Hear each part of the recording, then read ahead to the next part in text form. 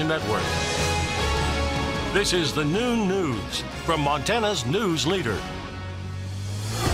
Good afternoon, and thanks so much for tuning in. I'm Aja Goare.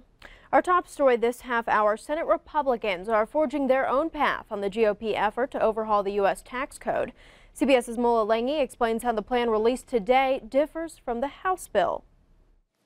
Senate Republicans are unveiling their tax reform plan today. The release of this plan is another critical step toward providing relief to the middle class. The Senate version is expected to eliminate state and local deductions, just like the House plan. It will also limit the amount of people who pay the estate tax, whereas the House version eliminates the estate tax altogether. There are potentially 7 tax brackets under the Senate's version as opposed to the 4 in the House, and it will drop the corporate tax rate to 20%, but not until 2019. We think we've got a strong bill that advances economic growth and higher wages and better jobs. But some of the provisions, like the elimination of state and local tax deductions, could make it hard to get the 50 votes needed to pass the bill.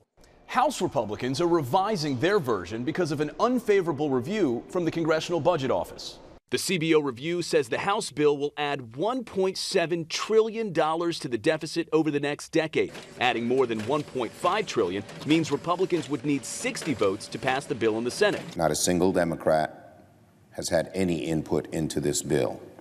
It was constructed entirely behind closed doors by the majority party, who have no intention of negotiating with Democrats. 2 more House Republicans announced Wednesday they will vote no against the plan as it's currently written. Up to 22 Republicans can vote no, and the bill will still pass. Mola Lange, CBS News, Capitol Hill.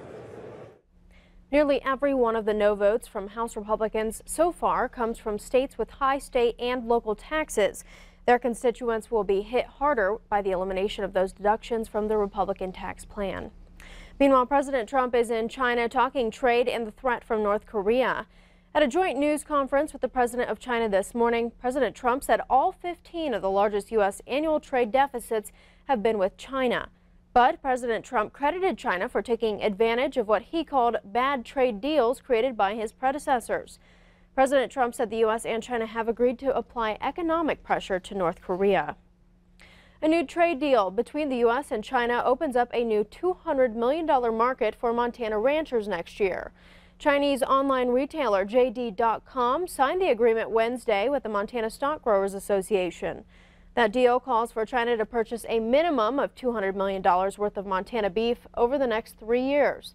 The company will also look to invest another $100 million to build a processing plant in Montana next year, but the facility's location has not been determined. This past May, China lifted its U.S. beef ban for the first time since 2003. This new deal is part of a commitment from JD to purchase $2 billion in U.S. products. For the first time, a deer in Montana tests positive for chronic wasting disease. It's a fatal condition that affects mule deer, white-tailed deer, elk, and moose.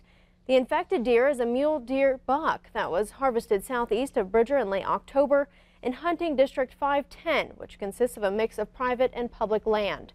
A second sample from the animal has been sent to a Colorado State University lab to further confirm that finding. Those results are expected next week. Now, with the disease already confirmed in Canada, the Dakotas, and Wyoming, Montana officials knew it was just a matter of time. FWP's Incident Command Team is already in the area to do further testing where the animal that was infected was harvested.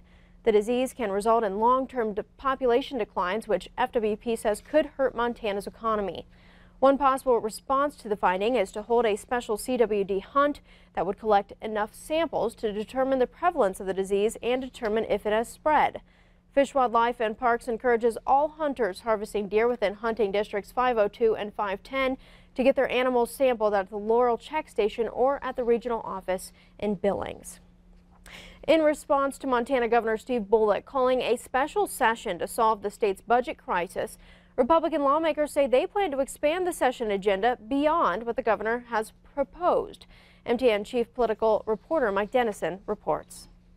When Governor Bullock announced the special session, he set a very specific budget balancing agenda that lawmakers can consider: $75 million each in budget transfers and temporary tax increases, and a promise that Bullock would order an additional $75 million in spending cuts.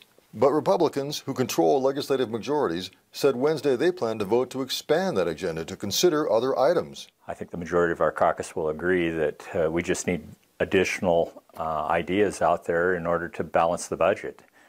And so this is going to give us the opportunity to work with Democrats and hopefully with the governor's office to explore more of these ideas in full. Sales said just by lowering the legally required amount of money the state needs for a year-end cushion in the Treasury can generate more than $100 million. Republicans also want to consider accepting $32 million from an account controlled by the owner of the private prison in Shelby, if the state agrees to extend the prison's contract for up to 10 years. And also, the GOP says as much as $30 million may be available from the state employees' health insurance fund. Before I raise someone else's taxes or make some cuts to let's say Health and Human Services, I don't know why we wouldn't take a look at, make sure that we can access that money without putting that fund into, stressing it. Republican leaders say they're not inclined to support Bullock's proposals to increase taxes on lodging, rental cars, or perhaps the state work comp fund. The governor's office responded Wednesday by saying it's willing to work with whoever is, as they put it, less interested in playing politics and more interested in finding solutions. Reporting from Helena, Mike Dennison, MTN News. Thank you, Mike. And the special session is scheduled to begin on Tuesday. Turn now to the weather scene with Ed McIntosh, and it's snowy outside, so that means it's time for skiing. A little earlier than we're used to as well, Asia. We're going to go ahead and take a look because the Great Divide ski area has announced that it will open on November 11th. That's Saturday. And in the 68-year history of Great Divide, this is the earliest they've ever opened. And across the rest of the state, we'll be watching for opening dates. Right now on their websites, all scheduled in November to early December. But again, if we continue to see more snow, we could see some adjustments in those dates. On the other hand, if we see less snow, it might even get pushed back a little bit. And less snow could be the story here in the short term. We'll take a look at that coming up in just a few minutes with a complete forecast. Thanks, Ed. We'll check back in. A warming shelter is opening early in Missoula after a transient man died of hypothermia this week. The executive director at Union Gospel Mission says 61-year-old Tim Lloyd was a regular who had come to the shelter for over a decade. He was found dead on Monday.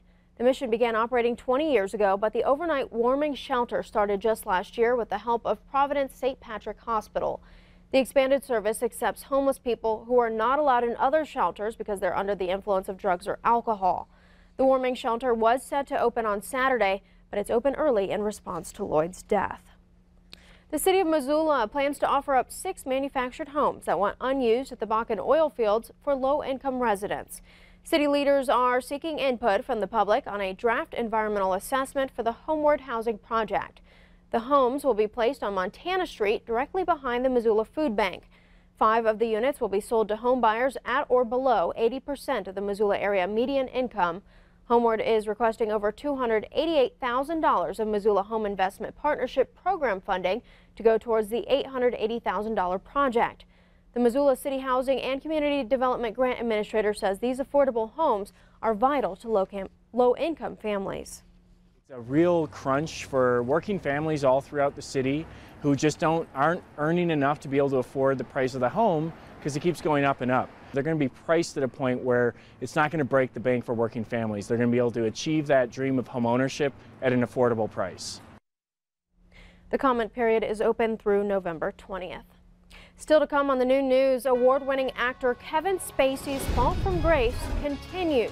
More on the sexual misconduct allegations and his movie career next. But first, Anna has our weather forecast. Stay with us.